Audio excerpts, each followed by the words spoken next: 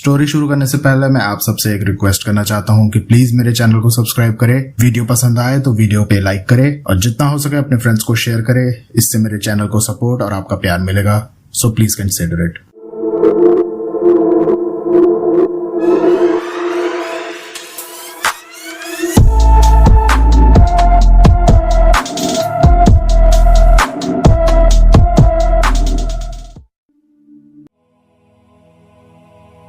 दोस्तों नमस्कार, कैसे हैं आप सब। आज की इस बुककास्ट ओरिजिनल स्टोरी शुरू करने से पहले बस एक छोटा सा डिस्क्लेमर है। आज की कहानी इंटेंस ग्राफिक हॉरर एलिमेंट से भरी है जो कुछ लोगों के लिए काफ़ी डिस्टर्बिंग हो सकती है। सो अगर आप कमज़ोर दिल के हैं या ग्राफिक हॉरर सीन्स को बर्दाश्त नहीं कर सकते तो आप आज की कहानी को स्किप कर सकते हैं। But for all those listeners who enjoy such stories, keep listening. Also, for all the crazy Spookcast fans, आप लोग एंड तक ज़रूर बने रहें क्योंकि आज से शुरू होने वाला है हमारा शाउट आउट सेशन। सो चलिए अब बिना किसी देरी के आज का एपिसोड शुरू करते हैं।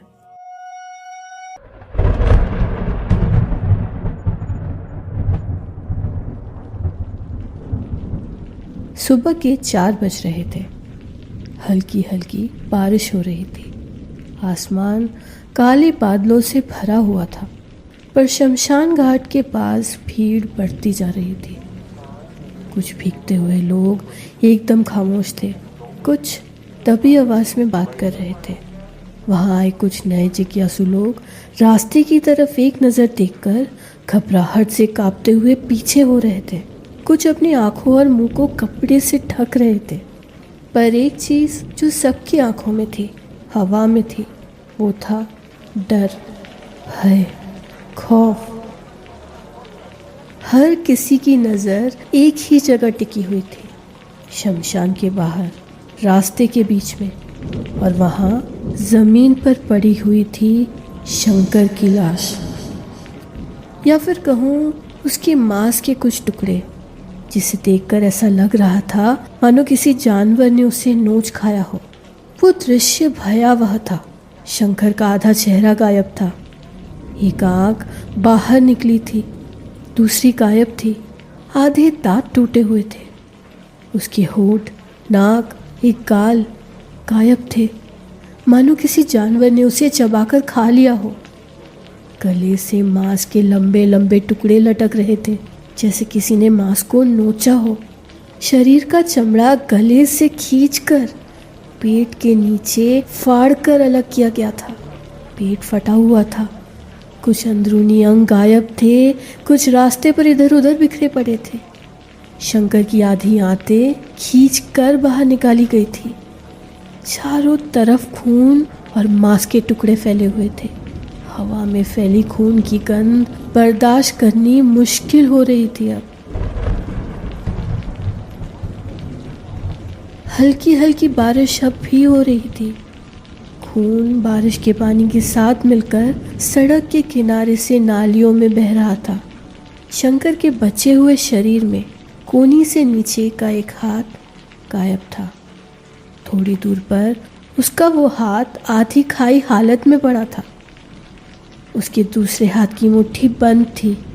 उस बंद हथेली में से बाहर कुछ निकला हुआ था, कुछ काले बाल।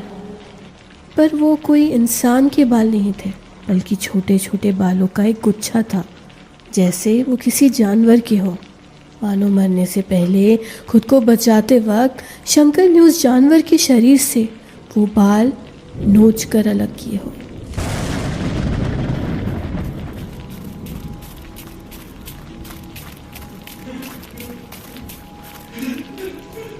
रवि, शंकर का सबसे करीबी दोस्त, दौड़ता हुआ वहाँ पहुँचा। उस भयावह दृश्य को देख भीड़ में वो बस ठिठुरता हुआ खड़ा था। उसे अपनी आंखों पर बिल्कुल यकीन नहीं हो रहा था। ये मांस के टुकड़े, ये शंकर था, उसका दोस्त शंकर। तभी उसके पैर के नीचे कुछ चिपका।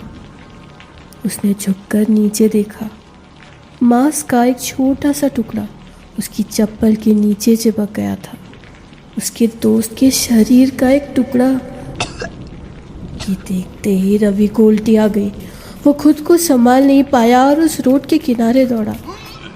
उल्टी कर जब वो पीछे मुड़ा, लोगों की उस भीड़ में उसने उसे देखा।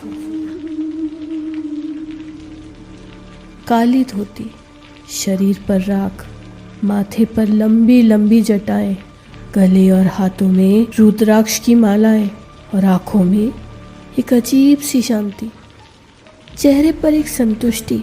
ये वही तांत्रिक था, भैरव, जिसे उसे और शंकर ने 2 हफ्ते पहले देखा था। भैरव चुपचाप एक जगह खड़े होकर शंकर की लाश को देख रहा था। उसके चेहरे पर एक हल्की सी मुस्कुराहट थी और उसके बगल में था भोला, भैरव का भेड़िए जैसा दिखने वाला काला कुत्ता, जो कुछ दिनों पहले मर चुका था, जिसको मरते हुए रवि ने अपनी आंखों से देखा था। वो कुत्ता आज जिंदा था और उस लोगों के भीड़ के बीच में भैरव के पास बैठा हुआ था। और भैरव बड़े आराम से उसके माथे पर प्यार से अपना हाथ फेर रहा था। इससे पहले कि रवि वहां से भाग पाता, अचानक भोला की चमकती लाल आंखें रवि के ऊपर पड़ी, सीधा उसकी अंदर तक झांकते हुए। और अगले ही पल भैरव ने भी रवि की तरफ मुड़कर देखा। भैरव अब हंस रहा था। उसके मुंह पर एक पैशाचिक हंसी थी। पान से रंगे उसके गंदे दांत साफ नजर आ रहे थे। और भोला, वो अपनी लंबी लाल जीभ बाहर कर चुपचाप रवि को घूरे जा रहा था। रवि ने जैसे ही इन दोनों को उसे घूरते हुए देखा, उसका पूरा शरीर डर से जम गया। डर से उसकी आवाज़ गले में ही अटक गई। उसके हाथ पैर कांपने लगे और उसके दिमाग में एकदम से सब कुछ वापस आने लगा। उन 14 दिनों की कहानी, जब उसके दोस्त शंकर ने उस कुत्ते को मारा था और भैरव जाग उठा था।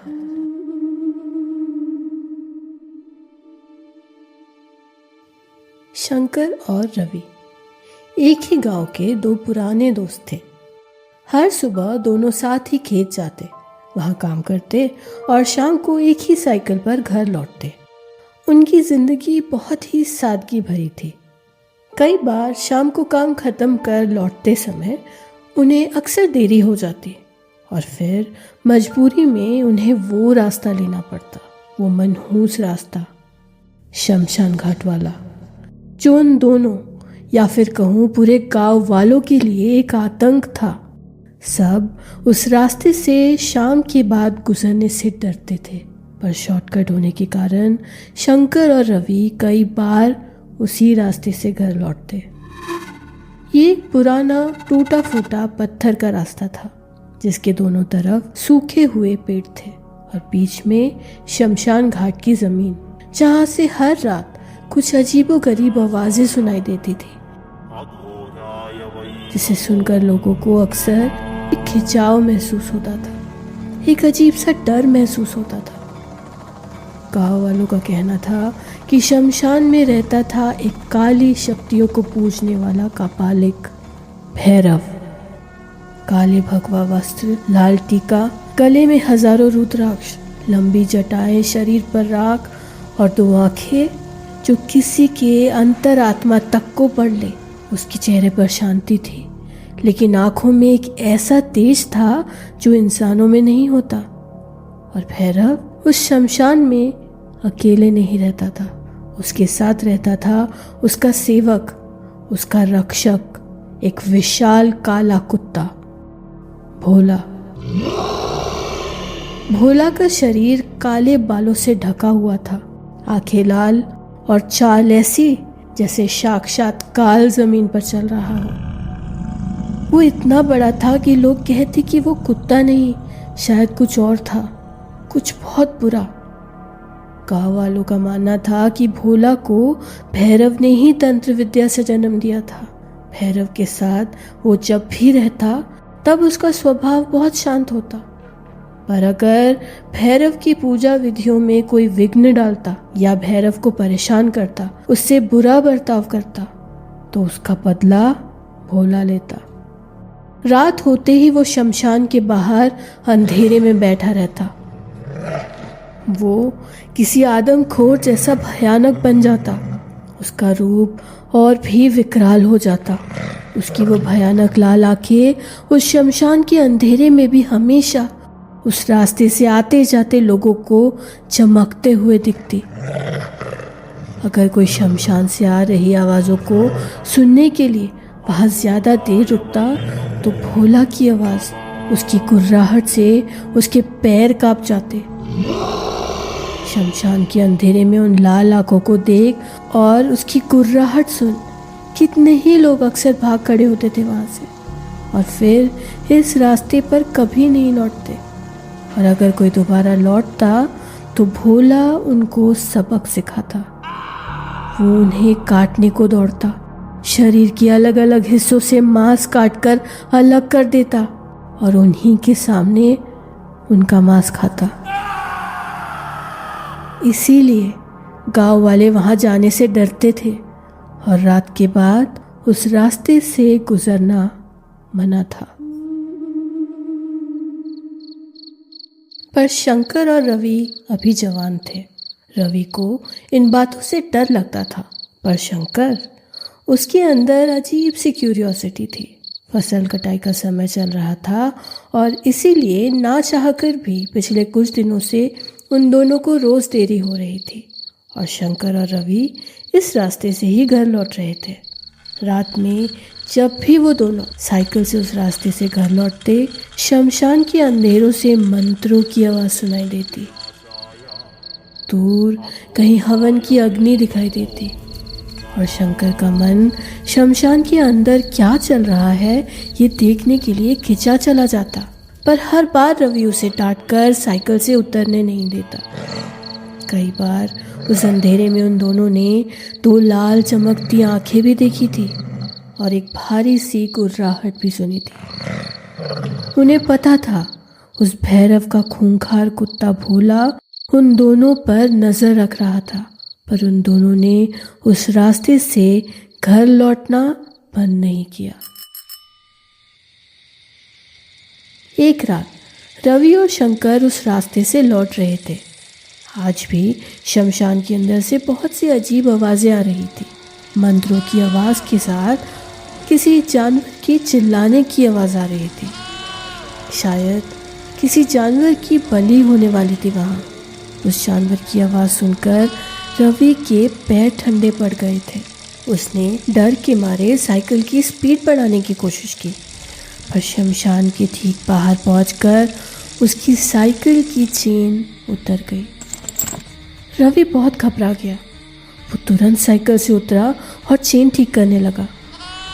उस जानवर की आवाज़ अब और भी तेज़ हो गई थी। शंकर की क्यूरियोसिटी बढ़ने लगी। उसने मौका देखते ही शमशान की दीवार के पास रुककर अंदर झांकना शुरू किया। जैसे ही रवि ने साइकिल की चेन चढ़ाई, उसने शंकर को अंदर झांकते देखा। शंकर, तू पागल हो गया है क्या? चुपचाप चल यहाँ से, जल्दी। लेकिन शंकर नहीं रुका। वो अब भी अंदर झांक रहा था और तभी हवा जैसे भारी सी हो गई और साइकिल से करीब 15 फीट दूरी पर गुर्राता हुआ एक काला भेड़िए जैसा कुत्ता रास्ते के पास चलकर आया। उसकी आंखें अंगारों की तरह लाल चमक रही थी और उसके दांत पूरे बाहर थे। मुंह से लाल टपक रही थी उसके। वो शंकर और रवि की तरफ देखकर भयानक तरीके से गुर्राने लगा। भोला। रवि के गले से ये शब्द निकले। शंकर भी अब साइकिल के पास पहुंच चुका था। भोला उसे इतने गुस्से से घूर रहा था कि शंकर अगले ही पल कैरियर पर बैठ गया। उन दोनों के पैर कांप रहे थे और तभी भोला के गले से एक ऐसी आवाज़, एक ऐसी चीख निकली जिसने उन दोनों के शरीर को ठंडा कर दिया। वो धीरे धीरे गुर्राता हुआ उनकी साइकिल के पास आ रहा था। पता नहीं रवि को हिम्मत कहाँ से आई। उसने पैडल पर पैर रखा और हवा की गति से वहाँ से निकल गया। घर पहुँचने तक दोनों डर से चुप थे। आज तक खाली भोला के बारे में उन लोगों ने सुना था, आज साक्षात देख भी लिया। दोनों ने उस रात फैसला किया कि फिर दोबारा उस शमशान वाले रास्ते से कभी नहीं जाएंगे। पर होनी को कौन टाल सकता है। कुछ 10 दिन बीते होंगे कि घर लौटते समय उन दोनों को बहुत ज्यादा देरी हो गई। रवि की माँ की तबीयत भी खराब थी, सो घर जल्दी पहुंचना जरूरी था। बहुत विचार विमर्श करने पर उन दोनों ने फैसला किया कि वो दोनों एक आखिरी बार उस शमशान घाट वाले रास्ते से घर लौटेंगे। शमशान की तरफ मुड़कर एक बार भी नहीं देखेंगे और फुल स्पीड से साइकिल भगाते हुए वहां से निकल जाएंगे। पर हम अक्सर जैसा सोचते हैं वैसा हमेशा थोड़ी ही ना होता है। शंकर और रवि तेजी से शमशान वाले रास्ते की ओर बढ़ रहे थे। आज किसी भी हालत में वो दोनों भोला का सामना नहीं करना चाहते थे। गाँव वाले हमेशा वैसे भी कहते थे कि भोला पहली बार तो छोड़ देता है, पर दूसरी बार बहुत ही कम लोग थे जो भोला से बचकर लौटे थे। जैसे जैसे शमशान का वो रास्ता पास आते जा रहा था, उन दोनों की दिल की धड़कन बढ़ती जा रही थी। उन दोनों ने बड़ी तेजी के साथ शमशान क्रॉस किया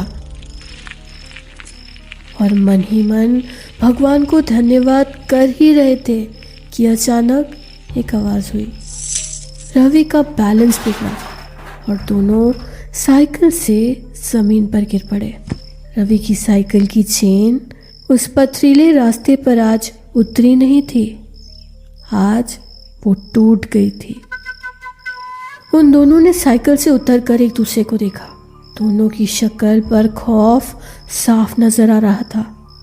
शमशान उनकी साइकिल से कुछ 10 से 15 फीट की दूरी पर ही था और इससे पहले कि वो क्या करे वो सोच भी पाते, अगले ही पल उन दोनों को शमशान की उस गाढ़े अंधेरे में 2 लाल आंखें चमकती हुई दिखाई दी। फिर वो भयंकर कुर्राहट की आवाज। अगले ही पल भोला का काला विशालकाय शरीर उस रास्ते के ऊपर था, दांत बाहर और कुर्राहट की तेज आवाज।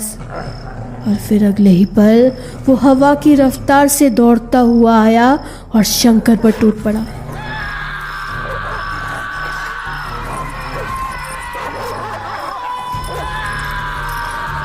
शंकर और रवि दोनों पागलों की तरह डर से चीखने लगे। भोला ने शंकर के पैर में अपने दांत काट दिए और एक मांस के टुकड़े को खींच कर निकाल लिया। शंकर दर्द से चीख पड़ा। भोला ने उसके पैरों को अपने दांतों में अब दबोच रखा था।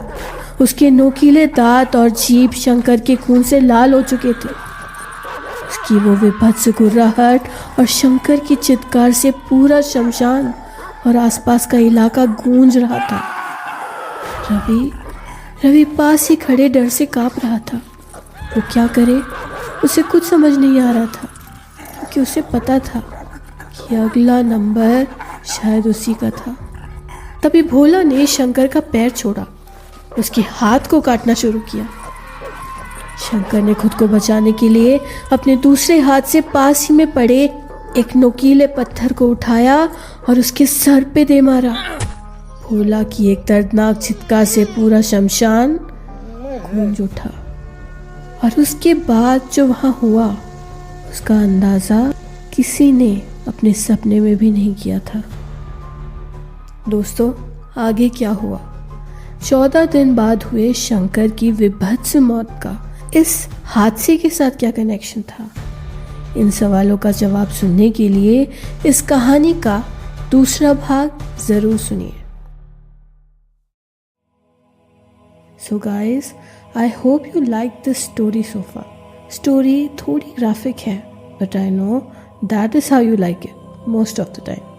So अब let's start with our shout out session for this week.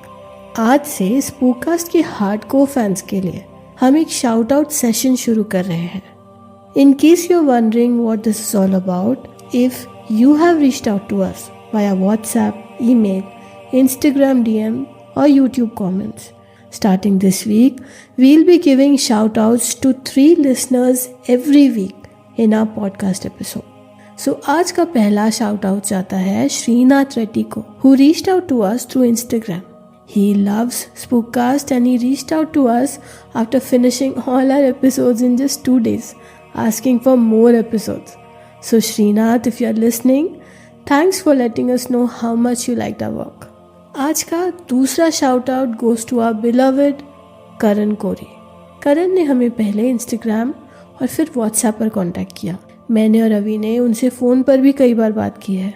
And he has shared some brilliant RPT content with us जो आपने already सुनी है या future में भी सुनने वाले हैं. So Karan, thanks a lot for the wonderful incidents you shared and also for your and your family's feedback on our episodes. And finally, आज का final shout out. It goes to our beloved 10th standard Spookcast and Fado Fridays fan Akshat from Lucknow, जो फ़िलहाल अपने board exams में busy होने के बावजूद हमें रोज़ मैसेज करते हैं, फीडबैक देते हैं और हमारे काम को अप्रिशिएट भी करते हैं. And he reached out to us on WhatsApp और हम लोग ऑलमोस्ट हर वीक उनसे चैट करते हैं. You can reach us on WhatsApp, Instagram, email और यूट्यूब. डिटेल्स डिस्क्रिप्शन में है. सेंड अस योर इंसिडेंट्स जो थोड़ी यूनिक हो guys, not the typical ones जो हर किसी पॉडकास्ट में सुनाई जाती हैं. We would love to publish your incidents in our PT series then. Just make sure it's scary and unique. Fado Fridays का भी नया एपिसोड लाइव हो चुका है, उसका लिंक भी डिस्क्रिप्शन में है. Go listen to it now. मैं हूँ मंजिला और आप सुन रहे हैं स्पूककास्ट अभी और मंजिला के साथ. सुनते रहिए स्पूककास्ट अभी और मंजिला के साथ.